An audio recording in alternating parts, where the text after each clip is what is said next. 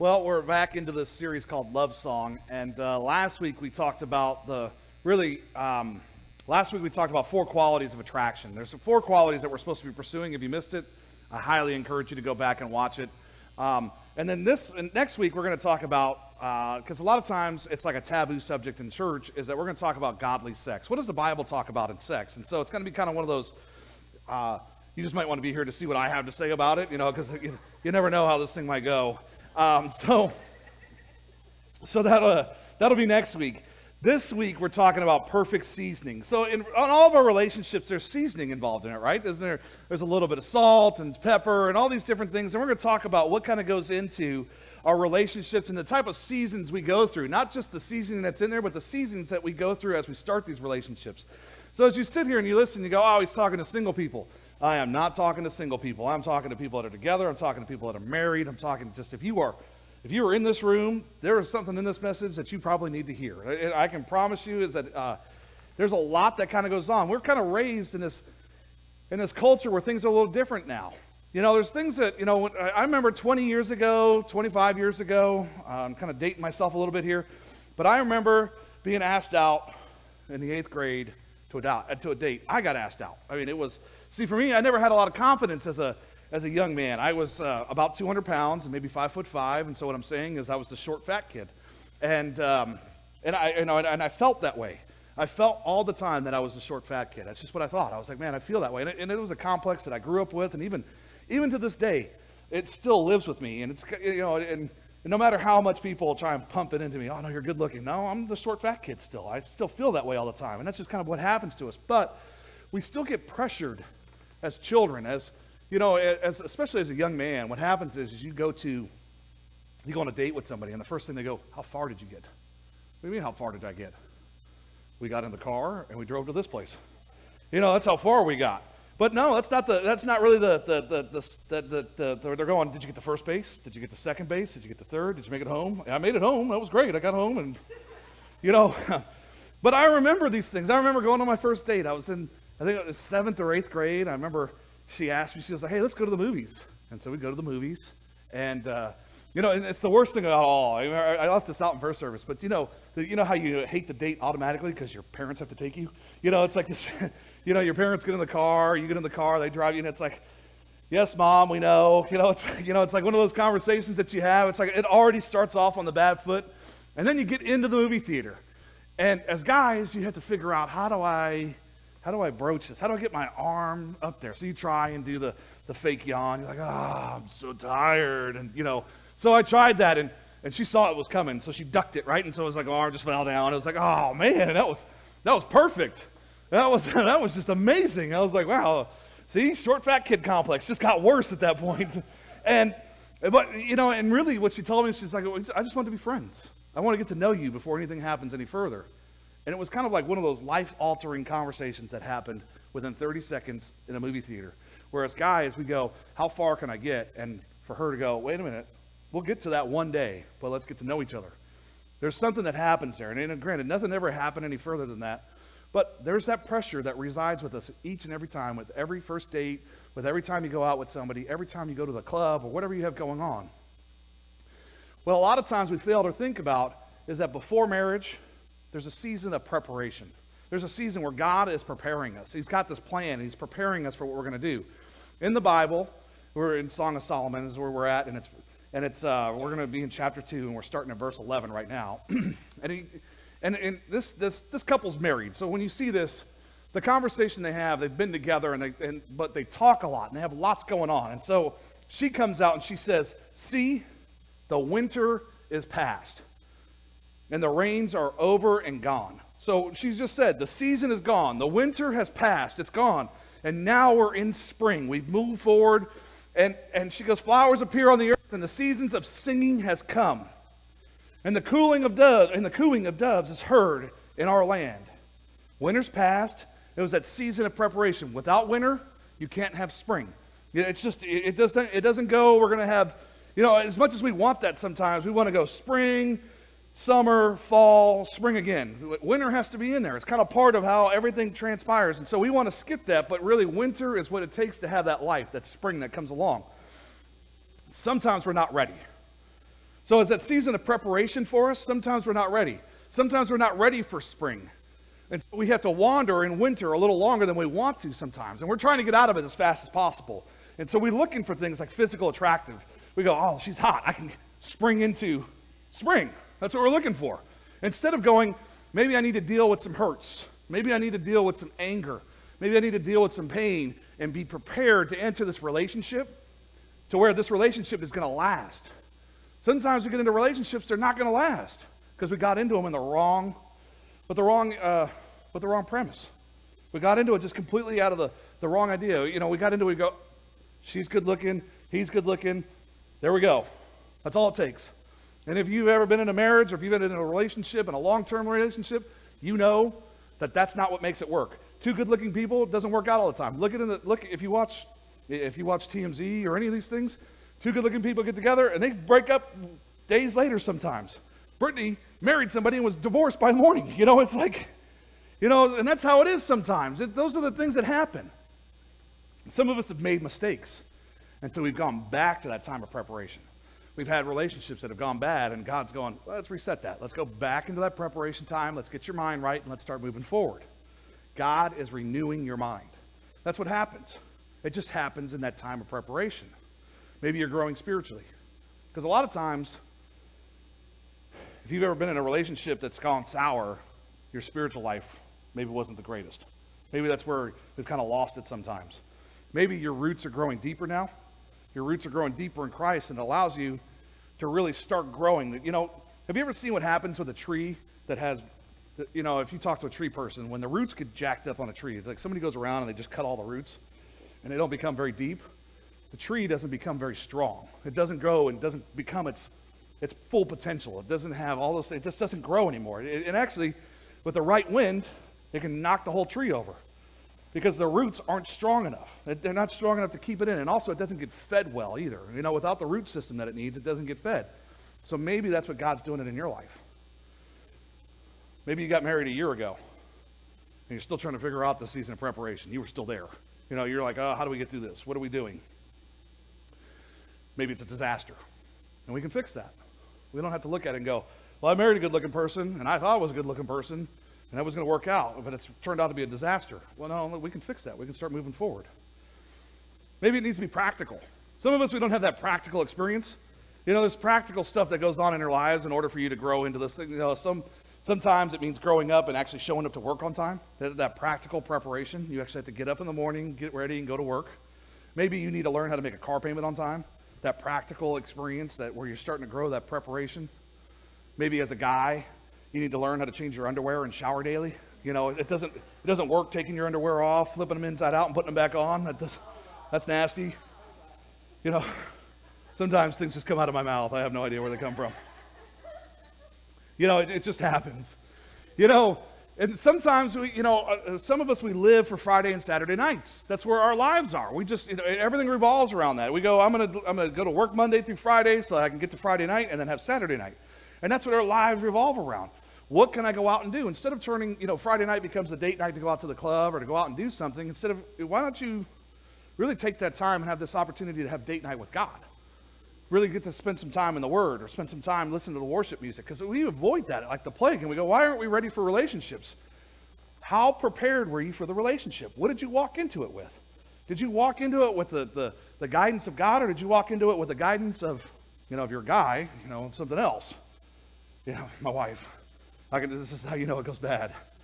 But, what we have to do is we have to embrace every season. We have to embrace it. We have to take the seasons and we have to look at it and we just go, I need to embrace it. Can't have spring without winter. One of the other seasons that's going to happen, though, is you're going to have a season of infatuation. It's going to happen. And in the Bible, it happens here too. In Psalm 2, 8 through 10, listen, my beloved, look, here he comes. This is where it just gets good.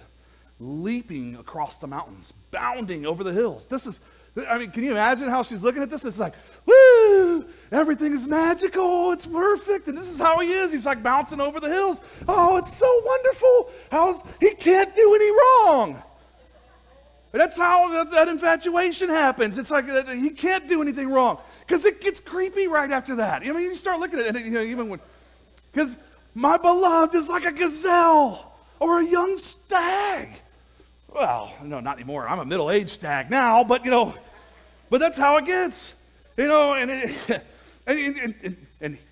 look, there he stands behind our wall doing creepy things. That's what it is, because this here gets you go to jail now. You can stand behind the wall, creeping through the lattice, because that's exactly, peering through the lattice, gazing through the windows. It's not the creepy one, though. He's like, peekaboo, hi, I'm here, and she loves it. He can do no wrong. It's like no matter what he's got going on, she loves this. This is that infatuation. You guys have had this, right? When you first got together, you had this, oh, you're so amazing. I know everything about you. Even my beloved spoke and said to me, arise, my darling, my beautiful one, and come with me. What do you do then? You got to go, yeah, I'm going. Yeah. What are you going to say to that? You're going to yeah, I'm in for this. This is, you get to that point where all the love songs make sense. You listen to them and go, man, that country music is good. You start getting to that point and you start going through it. You go to the drugstore for Valentine's Day and you buy every card that you can find. You go 1, 2, 3. No, I need all of them. Just put them all in the cart. You go buy all the box of chocolates, and that's just your mindset. Your heart is in the clouds. That's where it ends up becoming. And that's where you live that way for some time. And we forget.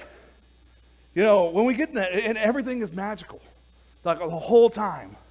They say that this can last 6 months tops. It usually lasts from 2 weeks to 6 months. That's really, occasionally, it'll go 2 years. Occasionally. But usually, it's 6 months to 2 years. It can last up to 2 years. We get to this point, we go, it can never get better than this. It can never, ever get better than this. And I'm going to tell you, it can. And it doesn't have to get worse. We don't have to go like, oh, we're going to ride the roller coaster. No. If we take the season of preparation carefully and we go the right direction, it doesn't have to get worse, and yes, it can get better. The couple in our story is married. So this is kind of important that we talk about this. The couple in our story is married. If you're not married, in this season, especially in this infatuation season, you need to limit your time. There's things that you need to limit things. And the first one is your time. You see what happens is we get in a relationship, and the first thing we do is we forget all about our friends. No more friends. You forget about coworkers, you forget about softball, whatever you have going on in your life. You find your significant other, you find somebody you're infatuated with, and your life revolves around them. What are you doing tonight? What are you doing tomorrow night? What are you doing the night after that? What's going on here? How are we going to get together? What are you going to do? And then maybe even turn into like a stalker. You start showing up at their work and be like, hey, can I get a haircut? You just got a haircut. I know. That's what I did. So it worked. But that's how it has to be. You have to limit that time. Not to say that you don't spend time together, but you have to limit it. Don't stop hanging out with your friends because you met somebody. You still have to continue those relationships. Those are relationships that you had that you're going to forget about when you get together. No, you still do the things that you're supposed to do. That's what's going to happen in life. Limit your time a little bit. Limit your talk. Now, I know that some of you guys have gone out with some people and immediately it got weird. Like 2 dates later, they go, I love you. What? What did you say? I met you a week ago. What is that? And so we have to be careful there. We have, limit your talk. It doesn't matter if you've been out 10 times in that week. When you get to that point, you go, let me limit my talk. Even I might feel that way, I'm not going to say it, because you come off as weird sometimes. No, but that's how it has to be. You have to limit your talk. Don't put out something out there that kind of makes you, take it back a little bit. Because talk leads into other things. You guys have to know that talking leads into other things, which leads into limiting our touch. A lot of times we spend a lot of time together, we talk about everything, and then we start touching. That's exactly where it goes. And it ends up in a bad situation sometimes. This season of preparation and this season of infatuation, we can manage this, but we have to start putting some things out there beforehand. We have to start getting, some ground rules. And we'll get to those ground rules in a minute. But what I don't want to do is I don't want you to stop in all of your relationships as pursuing intimacy. Now, when you hear that word, that doesn't mean pursuing sex all the time. That's not what I was trying to say, because that's where most people's minds go. Intimacy, that's what it means. So they're going to go chase after this. And that's not what we're talking about here. Intimacy, if you look at it, and really just the definition of it, means to be able to see into, to be able to see clearly. Look at the word itself. It's just sound it out. Into me see. That's it. Just sound it out. That's really a big thing about it, is to be able to see. Most people, they just think it's romantic, and it's not. It's that clarity. You had that intimacy. You had that ability. Look in the Bible in Psalms 2:14. He comes out, and he says, my dove, in the clefts of the rock, in the hiding places, on the mountainside, show me your face. Let me hear your voice, for your voice is sweet, and your face is lovely. Why do you feel so close when you're dating? Why is it? Because you talk. You hang up. No, you hang up. You hang up. No, I don't want to. No, you got to hang up. All right, on the count of 3. 1, 2, 3. Why didn't you hang up? Because that's what happens. That's where our whole thing gets. We go, why is it that we don't pursue? We go, you talk so much. You feel close. You feel intimate with that person. All night long you'd be on the phone. Why? Because you want to get to know one another.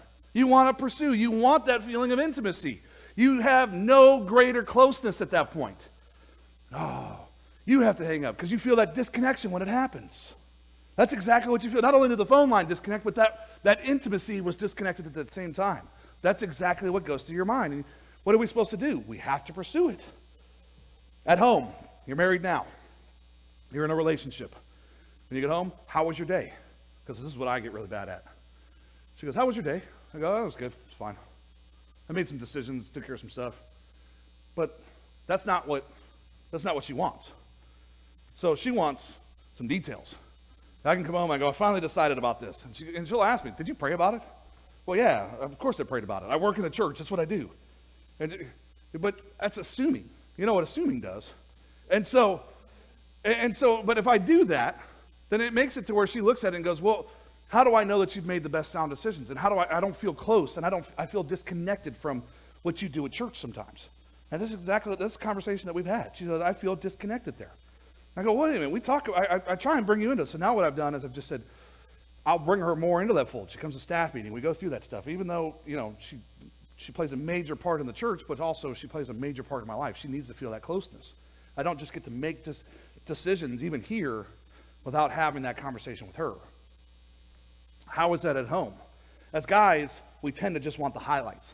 We want the headlines and the highlights. We just kind of breeze through the newspaper. Hey, you see that? Such and such happened, but we don't have any details. For women, they want this 74,000-page catalog that gives you every detail from the day. That's what they want. How was your day? What happened here? What's going on here? How did it make you feel? What do you mean, how did it make me feel? I don't know. They want transparency, no secrets. They want to be able to see clearly. Secrets are what causes problems in relationships. It happens. How did it make you feel? I talk God with Melissa all the time. I do. I get it because, obviously I pastor a church. So I have this every day. We get done on Sundays. Get in the car. I go, well, how would you think today? She, yeah, it was good. What was good about it? How did it make you feel? And those are those conversations that we want. The same thing, but on the reverse side. And when she actually gives me that detail, I feel fulfilled. I feel that. And so if I know that on Sundays, how can I deprive her that Monday through Friday or Monday through Saturday? And that's what happens a lot of times. We do that on a regular basis. We lose that intimacy because we're not communicating the way we should. And a lot of times now what she does, she goes, this is what I liked about your sermon. This is what I liked here, and this, and this, and this. But if you don't talk with one another, you don't have that sense of intimacy, and you start losing things. When we're married, it's easy to think that we're close to somebody because you share everything. That's what happens. It's easy to think that you're close to somebody because you share everything. You go, oh, we share the house, we share the food, we share the bed, we share the toilet. And which sucks if you're a girl, because some guys, they miss the toilet on a regular basis. It's like they have bad aim. Never mind. If you don't share your feelings, you will lose intimacy. That's what happens. If you just get to this point, we get to this thought process and we go, we think that we're close to somebody because we're close by somebody. That's what we think. Just because I'm next to you, we're close together. And that's not really the case. In order to be close to somebody, you need to be close with them. They need to, the difference between being close by and close to, you have to think about that. There's a difference. You can't just be close by to somebody without being close to them in order to have that intimate relationship. The other thing, and this is where people start getting mad at me, it's because I go, you need to protect your purity. You have to protect it. And I go, and people go, oh, this is where Mike becomes a hypocrite. And I will tell you is that as a teenager and as a young adult, I was full of sin. I was. And I lived a life that was just, a heathen. Heathens live better lives sometimes, I guess. But the thing is that most important memories, the ones that you want to share with somebody for a lifetime, they're the first that you've had with people. The first time that you've had sex with somebody, that's an important thing because you remember it. If you think about it, you remember the details from it, every bit of it. You remember how bad it was, how good it was, all these different things, and usually it's the bad stuff. And so you remember that stuff, and you go, isn't that something you want to share with the person you're going to spend the rest of your life with? That's something that you want to share with them. You have to protect your purity. He comes out, he says, catch for us the foxes. The little foxes that ruin the vineyards. Now I want to stop there. So the vineyards, think about this, is that last week we talked about it in chapter 1, and so if you weren't here for that, but in chapter 1 we talked about the vineyards where she goes, I'm sunburned because my brothers made me go out and work the fields. And I wasn't able to take care of my vineyard, my body, myself. This is how she was very, and so this is exactly what comes out. He said we have to protect the vineyards. These foxes go out and do this. They ruin it. They steal the purity from it. Our vineyards that are in bloom, the fox and the vineyard. A lot of people don't know this, but foxes will go eat the blooms. They'll go in, they'll go through, and they'll take those. And what happens is you end up with not being able to get grapes, to get a bud off of it. So those vineyards become ruined. They don't produce good fruit. And that's exactly what happens when we continue to allow the fox to come raid through the neighborhood. We just let them come running through. Someone who is consistently compromising their sexual integrity has already told you they don't fear God. That's what they've told you. They don't fear God and they don't fear what he has to say. So if you know somebody or they're trying to get you to continuously compromise your sexuality, they don't fear God. And as a Christian, or if we call ourselves Christians, I showed a video just before I came up, people will know us by our actions. Not by what we call ourselves, but by our actions. They call us Christians. You can't call yourself a Christian. People will call you a Christian depending upon your actions. Well, what do your actions say? Are you somebody that's actually following the Word of God? Are you actually doing what God's standards are? Or do you just look at it and go, God's full of grace, and God is full of grace. But if we're willfully sinning, that means that we really just turn our backs on God at that point. What we have to do is we have to stop willfully sinning, start pursuing a life to earn, and if mistakes happen, then they happen. There's things that we can do.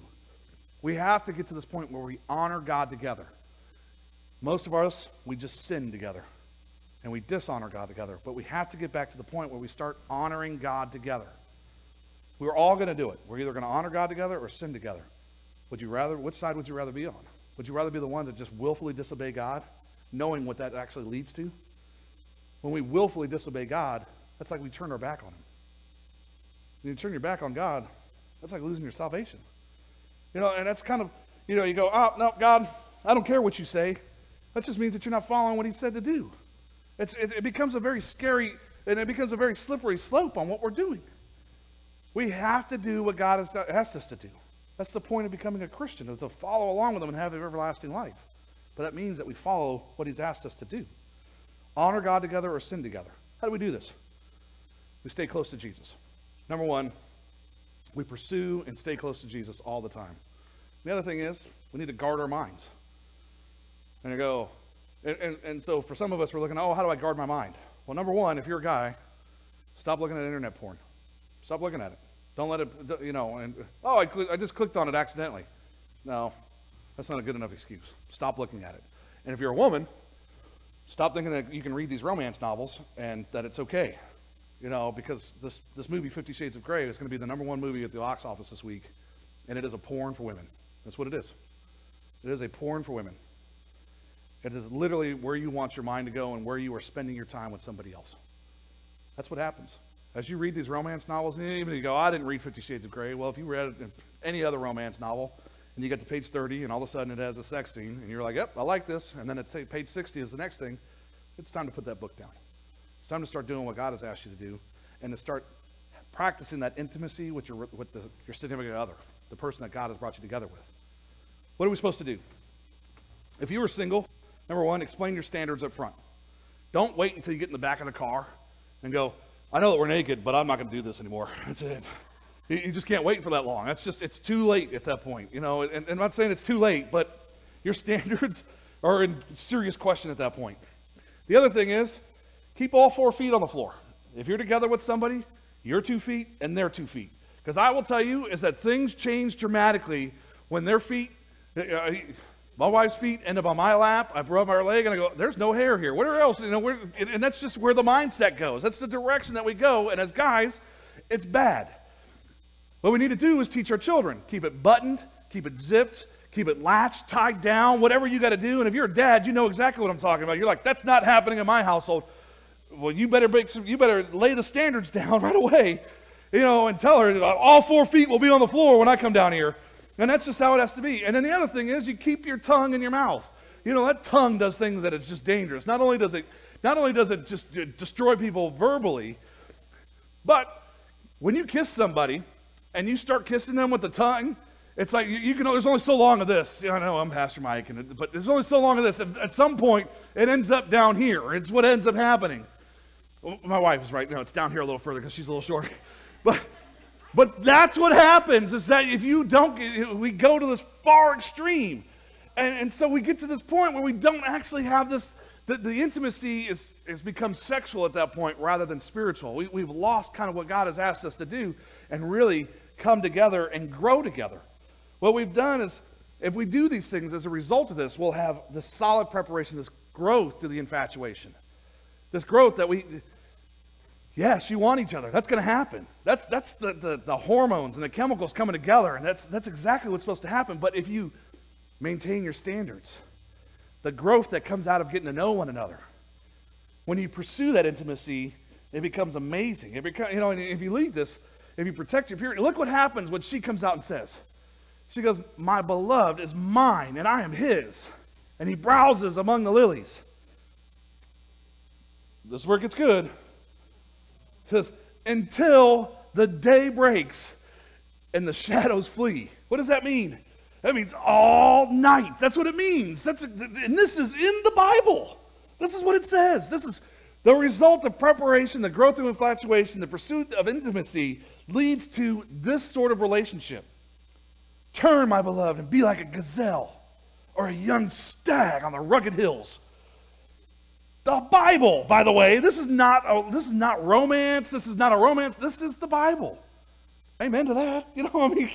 That's what it's supposed to be. These are things that we fail to look at, though. A lot of times we skip over this. We go, oh, that's the point of the Bible. God put it there for a reason. It had to be there. He was teaching you. He goes, this is where your relationship standards come from. This is where it starts at. The perfect recipe for how your life is supposed to grow and how your love life is supposed to be perfect. It's right here, but we skip over it because, it's the point of the Bible. Well, let it be the point of the Bible and read it and study it and get to know how you're going to grow from it, how your relationship stays so strong through it. Yeah, it says some things. But what's the difference now? When you were in middle school, you heard things. When you're in high school, you heard worse things. If you went to college, you even heard worse. At your workplace, every day you hear it all the time. What's the difference? Now you actually get to pursue it in a godly way where God is speaking to you and going, you are like a gazelle, a young stag. If you do the things that we've asked you to do, the preparation, the pursuit of that intimacy. It's amazing on what can happen when we do what God has asked us to do, when we protect that purity. I had this conversation, my oldest daughter is 17, running around here. She goes, Dad, why do you talk about like that? Because you need to hear it. You have a 15-year-old or a 14-year-old. How many of them need to hear that? And how often are we sharing this with them? And how often are we having that conversation? And maybe we're in our 30s or 40s, and we look at it and go, how often do we have that conversation? Because a lot of times we need it. We need that because we don't protect our purity. We go, I've already lost my purity. My purity, it's gone. No. Maybe in that legalistic sense. If you want to be a legalistic person, then I'm probably not the pastor for you. But because God offers grace. God offers forgiveness. He goes, you're forgiven. If you ask for it, and now start moving forward and start pursuing the relationship that he's asked you to pursue. Start setting your standards. And don't compromise on them. Because that's the first thing we do. God will forgive me. Stop compromising your standards. Ask for his strength.